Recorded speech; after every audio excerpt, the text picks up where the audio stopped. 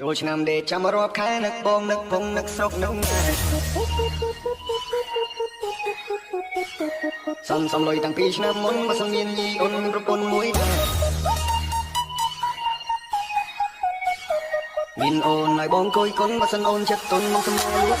បងមុនណាសំវារយអូនសំរួយជាមួយម៉ែអូនហើយបងគឹមសិនអូនកំពុងស្រីព្រោះតែពេលនេះម៉ែមិនតន់ព្រមទេ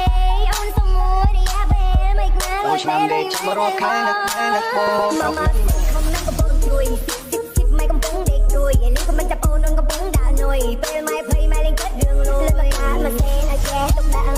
ក្នុងពេលរៀងសេវវិញម៉ូតមុនជាណាយគិតដល់ឆ្ងាយប្រយ័ត្នលបូតចូលឆ្នាំដេកចាំរាប់ខែបងអើយបងមិនច្បាំងបងមិនមែនស្រួលទេធំកំពុងណែនដងព្រមវិធីចឹងជិះមិនមែនទេចូលឆ្នាំដេកចាំរាប់ខែ